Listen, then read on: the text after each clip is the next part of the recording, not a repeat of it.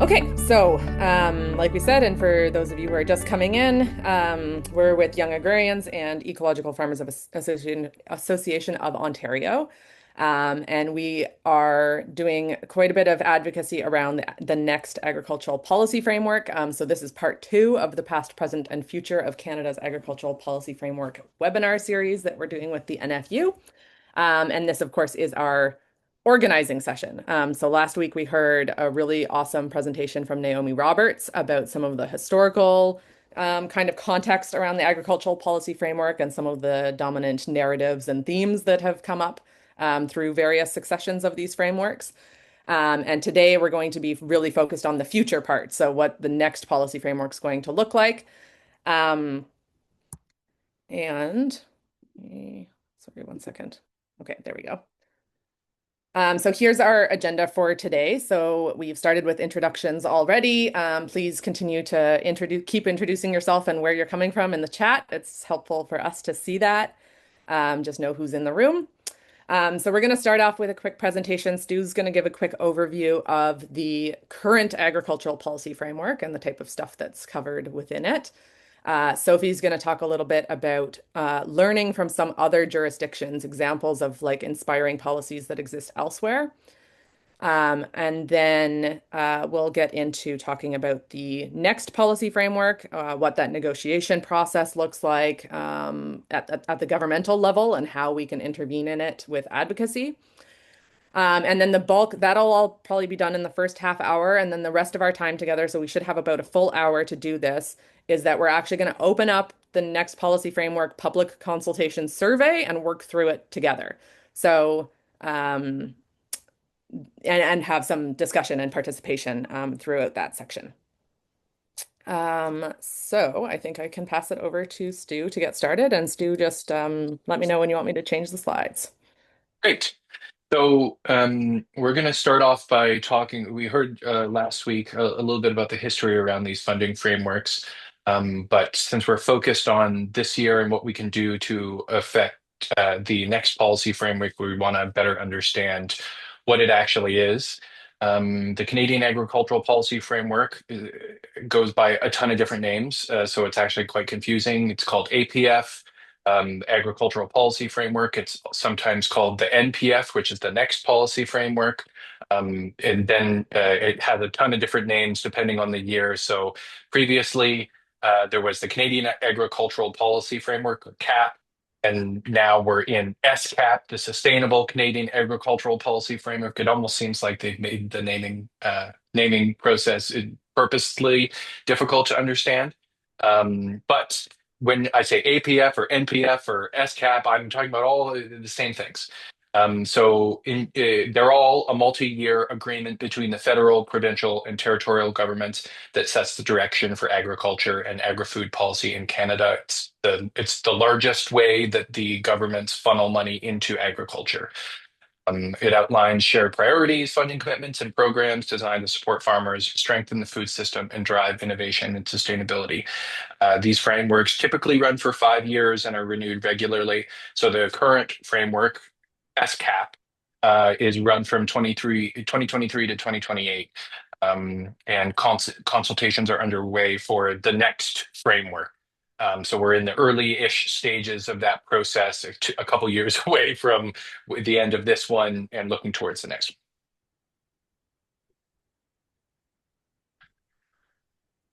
So a little bit about what is funded in these frameworks.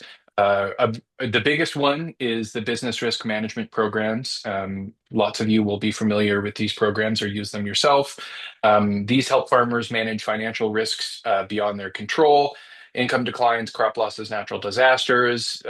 Some examples are crop stabilization, crop insurance, disaster resistance for programs like agri-recovery. And then the second big tranche of things that these agreements are the FPT, or the federal, provincial, territorial cost share programs. These support longer term sector growth and priorities like environmental sustainability and climate action, on farm innovation and technology adoption, market development and trade, food safety and traceability, regional and sector specific initiatives. So it's the other big spot and covers pretty much everything else that falls outside of BRM. Great. Some important agriculture-related issues fall outside of this APF, and those are handled through other laws or policy areas, such as supply management, falls outside of those things, pricing systems, trade agreements and international market access, tax policy and financial regulations, labor and immigration policy, land use planning, zoning, environmental regulations. All these things are outside of the APF, and why that's important is we're going to be filling out the government consultation survey, and knowing what these programs cover and what they don't cover is an important part of it.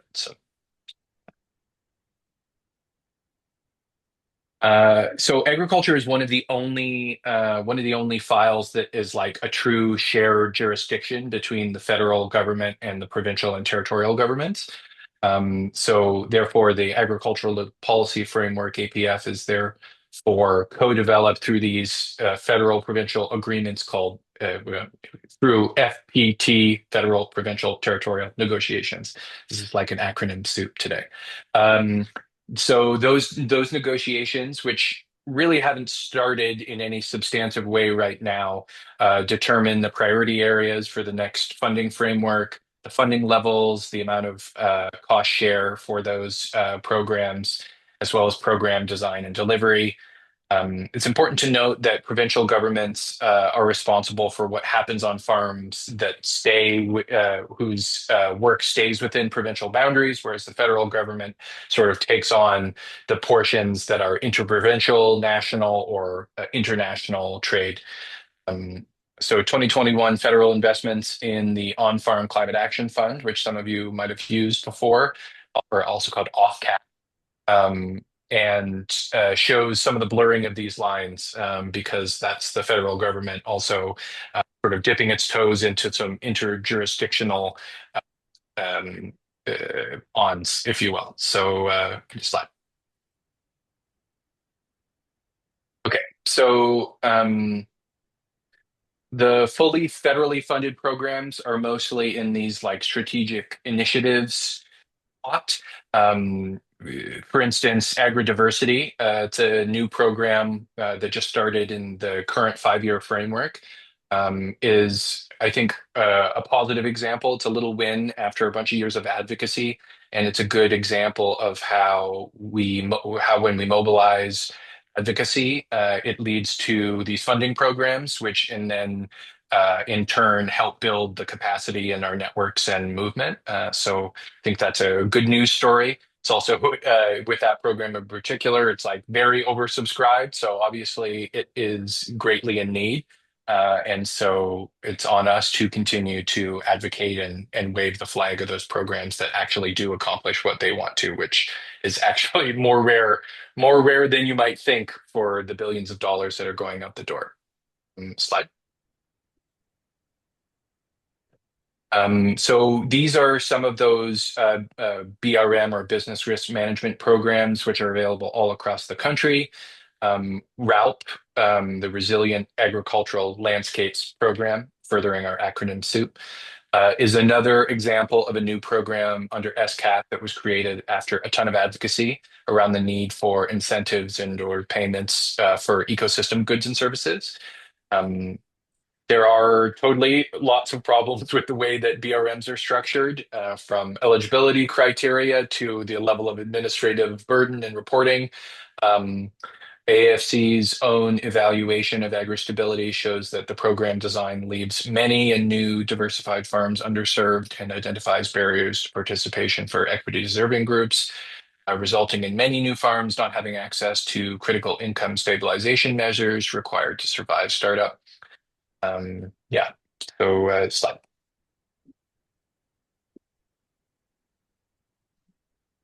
There are province-specific programs that are covered under these FPT cost share agreements. These programs tend to focus on farm initiatives and programs that are specific to that regional context and provincial priorities. This is where sort of um, political parties come into the mix. You know, some provinces will have clear political goals, and those will get woven into some of the programs that come out through these FPT agreements. Um, so these on the screen are some of the programs that are under BC's FPT agreement under SCAP. And just a note that BC is the only province other than Quebec that has a coordinated new entrant strategy, which is the current hobby horse of myself and Sophie and Ayla around new entrants. And so the BC Land Matching Program and New Entrant Business Accelerator Program are two of the core programs of that strategy. And then in contrast slide. Um, these are some Ontario-specific programs. And why we want to share these is that it's often a lot easier to make the case to provinces when you have a similar jurisdiction somewhere else in Canada that you can point to that has existing programs, especially under the same funding framework, because it's a lot easier to design those programs out when another province has already done the heavy lifting. So often what we'll do is we'll take the success of another province and lift up those of that work in advocacy at the provincial level and try to make the case through the metrics that have already been generated through existing programs. So kind of like a slippery slope, but for positive outcomes. Um, So, where are we right now? We're pretty early on in this timeline here.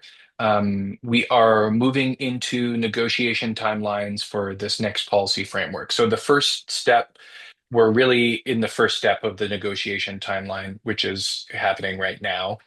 The federal, provincial, and territorial ministers of agriculture meet every year, usually in July, and at their meeting this July, they're going to adopt a policy statement that will outline really high level priorities, like big, giant, very broad stroke buckets of priorities, which will help inform the policy process and the program design and negotiations moving into the future. So um, that's kind of where we are currently. Slide. So this is the policy statement that was adopted in 2021 that helped form the current funding framework that we're in, SCAP. It's called the Guelph Statement because they were in Guelph when they put it out. So you can see there were notably in SCAP changing from CAP, the sustainable was added in because the federal government at the time, felt really strongly about climate and environment, and so that they sort of imposed their will on the process, if you will, and as a result, we saw a lot of sustainability and environmental issues that came in through some of the funding agreements.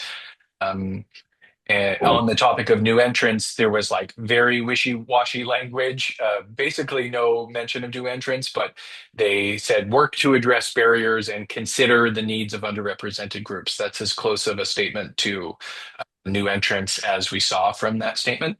Slide.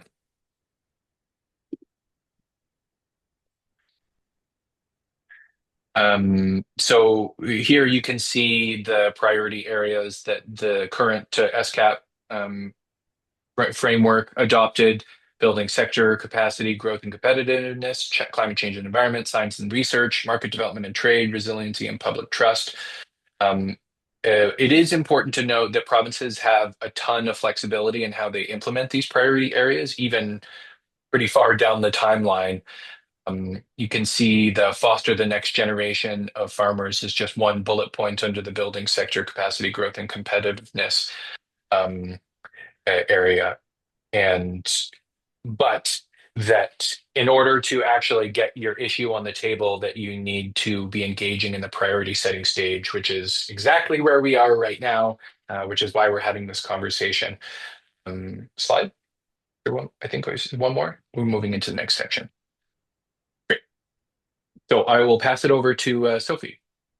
Thanks, Stu. Yeah, so we're going to be looking to other jurisdictions to see some incredible examples of new farmer supports that really tackle generational renewal. So we're going to take a look at Quebec and the European Union, both leaders in the area. First, next slide. Within Canada, Quebec is the province. I'm gonna wait. Yeah, Quebec is the province with the youngest average age of farmers, standing at 54 years old, even though it's not too young, but they also are the province with the most funding and support targeted at new farmers from inside and outside of the government. Crunching the numbers, they invest approximately $7.13 per acre on generational renewal. And this is compared to the average of about $0 spent at the federal level, so it's quite huge. A few innovative tools that they provide include farmer startup grants ranging from $10,000 to $50,000 for farmers under 40, land matching programs organized by an organization called Arter, and an investment fund for new farmers called FIRA, which offers down payment loans to acquire land. Next slide. The European Union also have been tackling generational renewal very seriously through their Common Agricultural Policy, which is coincidentally also called CAP. In this guiding document, they delineate 5 support pillars that target young farmers. So they have complementary income support, which is basically a wage subsidy program, knowledge, advisory, and training supports, investment supports, setting up aid, and cooperation supports. Within the last cap, the EU cap, which goes from 2023 to 2027, the EU set aside 8.5 billion euros to tackle generational renewal, which is supplemented by countries' budgets, of which they recommend at least 6% of their agricultural spending go to generational renewal. So they're taking the problem very seriously. So this means that over 2.5 billion euros is spent annually to support new farmers in Europe, totaling approximately $7.07 per Canadian per acre spent on generational renewal. And this amount is expected to grow in the renegotiation which is actually happening currently.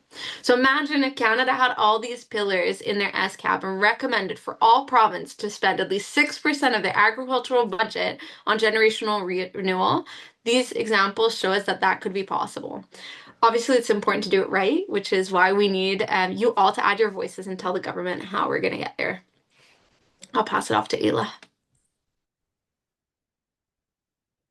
Awesome. Thanks, Sophie. And I will just note that Sophie's been doing a lot of this research herself into digging up, these spending amounts and what the examples are in different jurisdictions. And so we're hoping to put that together in like a policy brief that we can provide to the government to give them an example and maybe shame them into into action. Um, so thinking about like the advocacy moving forward. So this conversation today is part of a much bigger and longer process to change public policy to better serve new farmers and better serve farmers in general. Because of course, what's good for new farmer, like what new farmers need is also just what farmers need. Um, and we want to hear from you to help us set the agenda for what we need to prioritize. And of course, we know, I think like everybody in this room can probably agree that the long-term goal is food sovereignty, right? And a thriving agricultural system where like small scale and local agriculture can thrive. But how do we actually get there? So this is an example of like the real nuts and bolts of short to medium term concrete policy change. I recently heard the term radical incrementalism, and I'm really appreciating that term and thinking about it a lot, which is the idea that like we need to understand that we're moving on multiple planes here, and the government doesn't lead big systems level change, it follows it. So we are all creating that systems level change every day on our farms in the work that we're doing in organizations like the NFU. And so we're working to construct that future system ourselves while we're also engaging in this more incremental change through government policy to move us towards success in that system. So generally speaking, we want to be proactive and engage as much as possible in the agenda setting and policy formulation stage as much as possible, rather than being reactive and trying to intervene after the policy has already been designed and implemented. And that goes back to the timelines that Stuart shared that like, we are like 2 to 3 years away from 2 years away from the next policy framework being implemented, but this is the agenda setting stage right now. So we need to be at that table. So this I'm just sharing is a report that Young Agrarians came out with last year. You can find it on our website, youngagrarians.org/policy. It's called Breaking Barriers, Growing Future Farmers, and it's kind of just like a laundry list of all of the policy change and structural elements based on a bunch of consultation that we did with new farmers across the country. And of course, the NFU also has quite a similar report with a lot of overlapping recommendations. The Who Will Feed Us report produced by the NFU Youth several years ago. There has been work done over the past decade to like identify what these policy solutions need to be to support new farmers and local food systems and food sovereignty in Canada. Um, and the SCAP provides like a really concrete way in driving funding towards some of those pieces, not all, but a significant number. So I'm sure that, everybody on this call is familiar with the barriers to new farmers, so I'm not going to go into those, but I just want to highlight a few ways in which I think the next policy framework could address some of these barriers. So access to land being the biggest barrier for new farmers and for like food sovereignty as a whole. Um, can certainly be addressed in a band-aid way by funding things like land matching programs and succession planning supports through the next policy framework. We've seen some of that with like the SCAP funding the land matching program in British Columbia, for example, that has helped a lot of new farmers to get started. But of course, we know that systemic change is needed through other policy channels around like farmland regulation, and so we're gonna, continue on those trains as well. When it comes to access to capital, the next policy framework can fund things like infrastructure grants, for example, some of those things that they have in Quebec around like startup support grants. And I wanted to flag here too that for on the loan side of things, loans and mortgages and things like that, it's important to know that the Farm Credit Canada Act is also coming up for a review, probably within the next year or so. So there's another concrete policy window that's going to be opening up there. On the income stabilization front, that's where the BRMs come in, the business risk management programs, especially things like agri-stability. So changing the eligibility criteria on something like agri-stability could make a massive impact on the ability of new farmers to survive. And then knowledge and training, obviously funding through SCAP for educational programs like those offered by the NFU, Young Agrarians, and EFAO and other orgs. And then on rural development and infrastructure, the policy framework has quite a bit of influence around funding for local food infrastructure specifically, or potential for funding for local food infrastructure. So things like funding to upgrade abattoir infrastructure, which is like a huge issue right now. Those are all like very concrete things that can be addressed through this framework. So EFAO and Young Agrarians are really pushing these two priorities. Again, we're really focusing on high level priorities right now. So these are our two big high level things that we're asking to be included in the policy statement as priority areas, not just little bullet points under some other priority area.